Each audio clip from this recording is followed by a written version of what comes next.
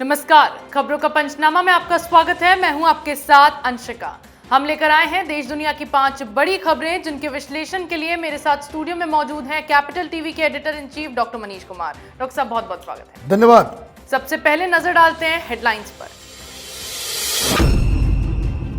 America के बाद 2 दिवसीय यात्रा के लिए पीएम मोदी पहुंचे मिस्र। राष्ट्रपति अल सीसी ने ऑर्डर ऑफ द नाइल से किया सम्मानित, गार्ड ऑफ ऑनर से किया था स्वागत। भारत में आपातकाल के 48 साल पूरे, बरसी पर अमित शाह ने कांग्रेस पर साधा निशाना। इमरजेंसी को बताया कभी ना मिटने वाला कलंक। आपने कांग्रेस के सामने रखी नई शर्त, राहुल गांधी को बताया देश के लिए खतरा। अजय माकन ने पलटवार कर केजरीवाल पर लगाए विपक्षी एकता खंडित करने के आरोप। पटना मीटिंग के बाद शिंदे का उद्धव ठाकरे पर सबसे बड़ा हमला। ईडी पर टिप्पणी को लेकर घेरा, कहा जब कुछ किया ही नहीं तो डर किस बात का। गृहयुद्ध से बच गया रूस, वैगनर ग्रुप से पुतिन का हुआ समझौता। मॉस्को की ओर कूच कर रही आर्मी को दिए वापस लौटने के आदेश।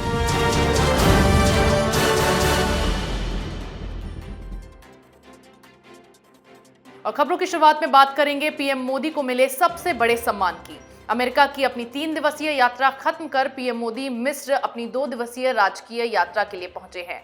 यहां मिस्र की राजधानी काहिरा पहुंचने पर पहले उन्हें गार्ड ऑफ ऑनर दिया गया और फिर मिस्र के राष्ट्रपति अब्देल फतह अल सीसी ने पीएम मोदी को ऑर्डर ऑफ द नाइल पुरस्कार से सम्मानित किया।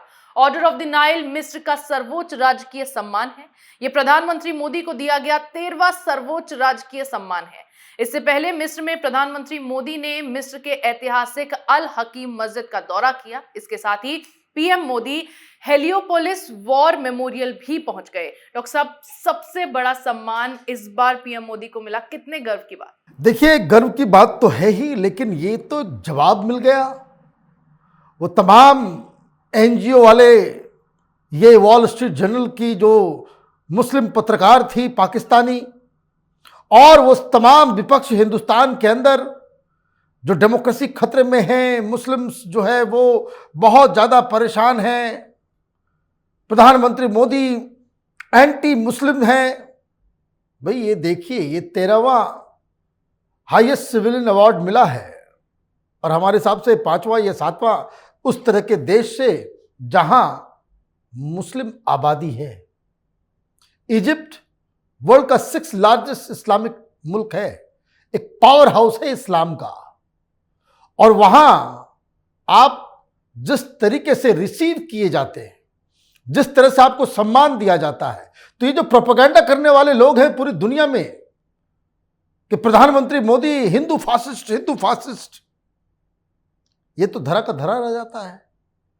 तो कहने का मतलब ये है कि ये जो विपक्ष, ये कांग्रेसी चट्टे बट्टे, ये वामपंथी गैंग इंटरनेशनल लेवल पे जिस हिसाब से प्रधानमंत्री मोदी की इमेज को खराब करने पे तुला हुआ है, और जो हकीकत है उसमें आसमान जमीन का फर्क है। और ये मत भूलिए कि कुछ करीब 12 साल पहले एक और प्रधानमंत्री इजिप्ट गए थे। वहां शर्म शेख का की मीटिंग हुई थी 2009 में, और वहां इजिप्ट में जाकर के मनमोहन सिंह ने पूरा कांड कर दिया था। पहली बार बलूचिस्तान में हिंदुस्तान कुछ करता है, ये उस तरह की चीजें वो वहां के रेजोल्यूशन में डलवा दिया था। और आज एक और प्रधानमंत्री जा रहा है जहां उन्हें हाईएस्ट सिविलियन अवार्ड मिल रहा है, तो ये फर्क बिल्कुल साफ नजर आता है। जी बिल्कुल, पीएम मोदी को मिले सम्मान के बाद फिर एक बार दुनिया में उनकी बेहतरीन छवि का नया उदाहरण देखने को मिला है। वहीं 1975 में भारत में लगे आपातकाल के आज 48 साल पूरे हो गए। इमरजेंसी की इस बरसी पर गृह मंत्री अमित शाह समेत बीजेपी के तमाम नेताओं ने कांग्रेस पर हमला बोला है।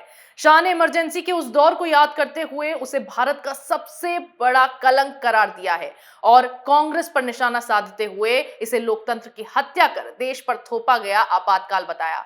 साथ ही रक्षा मंत्री राजनाथ सिंह ने इसे काले अध्याय बताया है।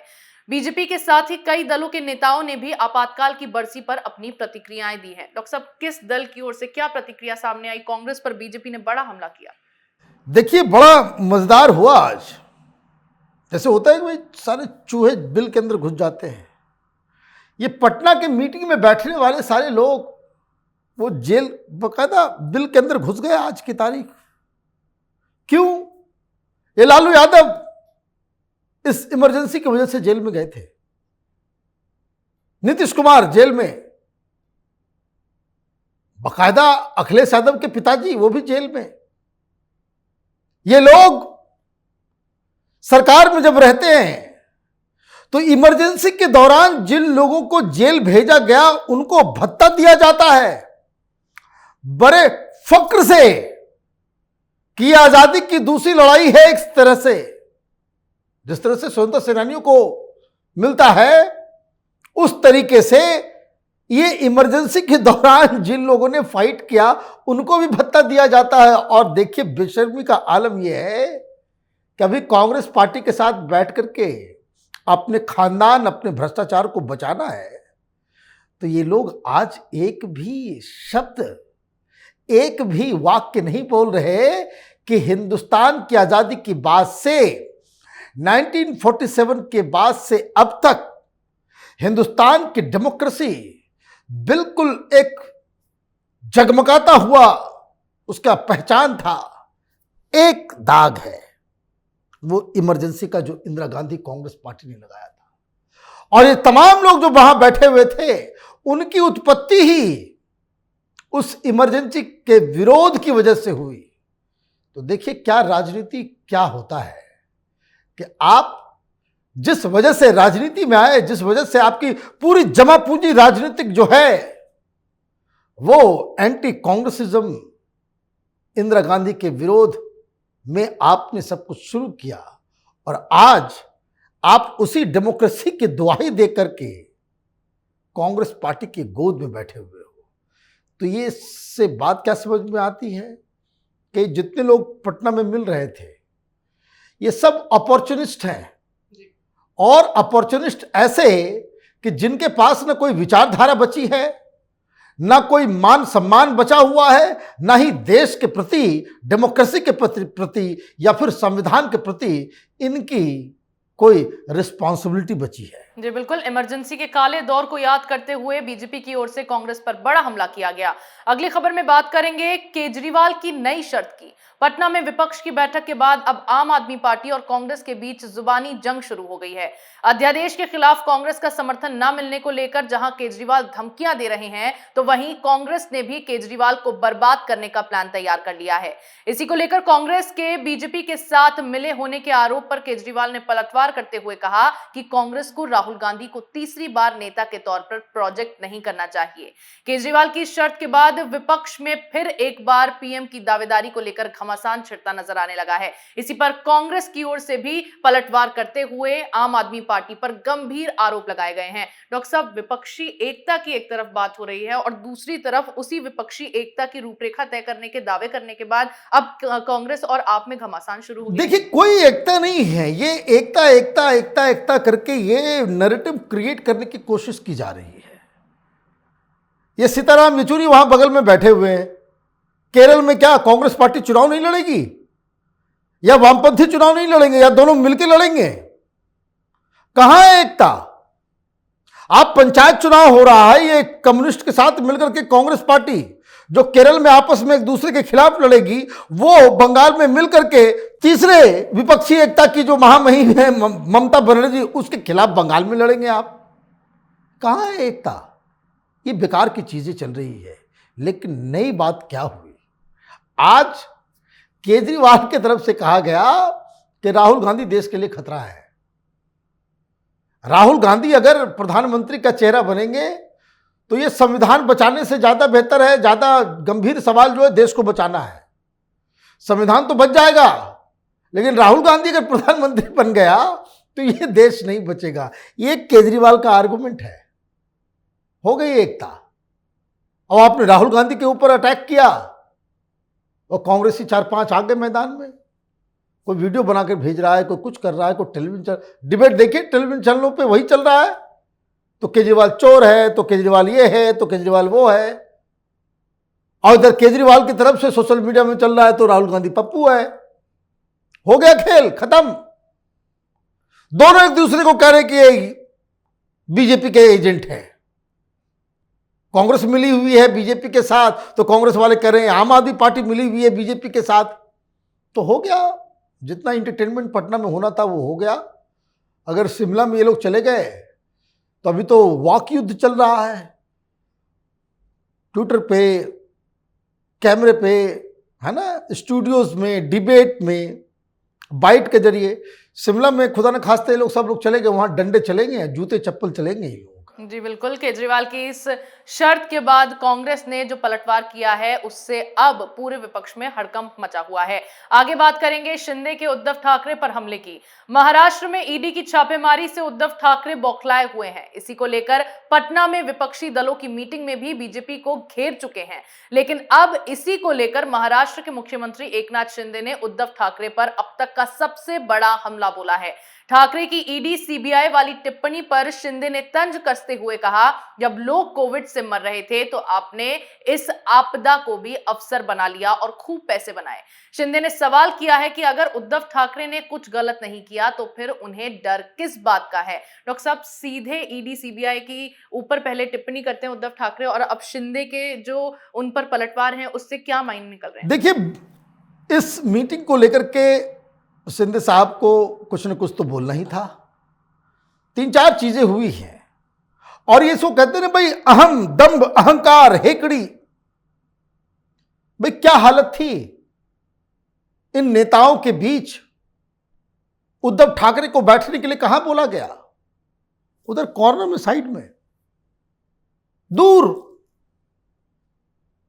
ऐसे तो महानुभाव ऐसे थे कि अमित शाह को मिलना है तो हमारे घर पे आकर के मिलेंगे, बाहर कहीं नहीं मिल सकते। कहां अहंकार था 7वें आसमान पे? कहां आज उधर साइड की कुर्सी में बैठे हुए? नीतीश कुमार ही ने तय किया था कौन आदमी कहां बैठेगा। और बगल में किसके? तो महबूबा मुफ्ती। अब ये बोल पाएंगे कि भारतीय जनता पार्टी महबूबा मुफ्ती के साथ क्यों गठबंधन की? तो आप बगल में वहां बैठे हुए हो। हाँ, आर्टिकल 370 के खिलाफ हो या उसके साथ हो? अब इसका तो जवाब देना पड़ेगा। और आप वहां गए तो आप ये भी कह रहे हो कि भाई सबके पीछे लगा दिया गया, पहले सबसे पहले बचाना जरूरी है। क्या बचना है? आपके ऊपर केस चल रहा है कि भाई आपने अपनी जान पहचान के लोगों को, संजय राउत के नजदीकियों को, उद्धव आदित्य ठाकरे के नजदीकियों को आपने मेकशिफ्ट हॉस्पिटल बनाने का पूरा ठेका दे दिया और उसमें बहुत सारे डिस्क्रिपेंसीज हैं। क्या किया जाए फिर? आप विपक्ष के लीडर हैं, महबूबा मुफ्ती के साथ बैठते हैं, आप लालू यादव के साथ बैठते हैं, तो आपको छोड़ दिया जाए, कानून को बंद कर दिया जाए, ईडी के ऑफिस में ताला लगा दिया जाए। हिसाब किताब तो देना ही पड़ेगा। यही बात एकनाथ शिंदे साहब वो टीज कर रहे हैं कि देखो तुम्हारी हैसियत क्या हो गई है। और इसलिए महाराष्ट्र में इस विपक्षी एकता को लेकर के भी बवाल चल रहा है। हालांकि जो खबर आ रही है कि ये एमवीए के अंदर भी बहुत सारा फूट फाट मचने वाला है। अभी बहुत बड़ा खेल होगा महाराष्ट्र के अंदर। जी बिल्कुल, महाराष्ट्र में ईडी की छापेमारी से बौखलाए उद्धव ठाकरे पर शिंदे ने कई सवाल उठाए, जिससे ठाकरे गुट में खलबली मच गई। आज की आखिरी खबर में बात करेंगे रूस पर टले बड़े खतरे की। रूस में तख्तापलट का ऐलान करने वाले वैगनर ग्रुप ने अपने इरादों से पलटी मार ली है। बेलारूस के राष्ट्रपति अलेक्जेंडर लुकाशेंको ने अचानक समझौता करा दिया। इस समझौते के कारण विद्रोह जितना तेजी से खड़ा हुआ था उतना ही तेजी से खत्म हो गया। समझौते के बाद वैगनर ग्रुप के चीफ प्रिगोजिन ने अपनी बगावत रोक दी और महज 12 घंटों के बाद ही विद्रोह को समाप्त करते हुए रूस की राजधानी मॉस्को की ओर से बढ़ रही वैगनर आर्मी को वापस लौटने के आदेश दे दिए गए। डॉक्टर साहब, क्या ऐसे कारण रहे जिसकी वजह से पहले तो ये बवाल वहां खड़ा हुआ, उसके बाद प्रिगोजिन ने अपना जो तख्ता पलट का ऐलान था उसको वापस ले लिया? देखिए, ये लोग मशीनरीज हैं, भाड़े के सैनिक। जो पैसा दे देगा उसके लिए वो लड़ेंगे। और ये पूरा जो बवाल खड़ा किया था ये खुद पुतिन का किया हुआ है। तो किसी ने पैसे दिए होंगे कि वापस ही चलो, इधर जाने के बजाय पीछे चलो, ज्यादा पैसा देते हैं। और बहाना क्या बनाया गया कि भाई देखिए हम तो लड़ने के लिए आए थे और हमें मिसगाइड किया गया, पुतिन ने हमें मिसगाइड कर दिया। जहां ट्रेनिंग चल रही थी वहां हमारे ही लड़ाकों को मार दिया गया। लेकिन जब वो वापस आए 12 घंटे में सब कुछ नॉर्मलाइज हो गया। तो क्या कोई साइकोलॉजिकल वॉरफेयर पुतिन लड़ रहे थे कि अपने ही लोगों को कहा कि अपनी ही जगह पे अटैक कर दो? हालांकि कोई हिंसा नहीं, किसी की मौत नहीं हुई, और वो जिस जिस इलाके से गुजरते आए आर्मी वाले सरेंडर करते रहे, कोई रेसिस्टेंस नहीं, कुछ भी नहीं। खबर ये फैल गई भाई कू होने वाला है, वैगनर ग्रुप जो है वो सत्ता हथियाने के लिए, तख्ता पलट करने के लिए आगे बढ़ रहा है। समझौता हो जाता है, मामला खत्म हो जाता है। कुछ भी हुआ हो, पुतिन की इमेज जो है एक स्ट्रांग लीडर की, वो धाराशायी हो गई। रूस एक स्टेबल कंट्री है, एक स्ट्रांग आर्मी है इसके पास, एक स्ट्रांग स्टेट है, एक स्ट्रांग इनका पॉलिटिकल और एडमिनिस्ट्रेटिव स्ट्रक्चर है। उस इमेज को जो डेंट मिला है, ये बहुत बड़ा खामियाजा रूस को भुगतना पड़ेगा। और ये एक चेतावनी भी है उस तरह के देशों के लिए जहां बिल्कुल ही टोटलिटेरियन सिस्टम जहां पे होता है, जैसे चाइना में है, कि वो बाहर से इतना मजबूत नजर आते हैं लेकिन अंदर से उतने ही फ्रजाइल हैं। रूस में जो पिछले 24 घंटे में हुआ है, कई सारे दुनिया के लीडर्स और बहुत सारे सरकारों के नींद जो है वो उड़ चुके हैं। जी बिल्कुल। वैगनर ग्रुप और पुतिन के बीच हुए समझौते के बाद रूस पर मंडरा रहा बड़ा खतरा टल गया। देश दुनिया की तमाम बड़ी खबरों पर हमारे साथ आपके विश्लेषण के लिए बहुत बहुत धन्यवाद। धन्यवाद। खबरों का पंचनामा में मेरे साथ आज इतना ही। अगर आपको हमारा ये वीडियो पसंद आया हो तो इसे लाइक करें, शेयर करें, कमेंट करें, साथ ही हमारे चैनल को सब्सक्राइब करना ना भूलें।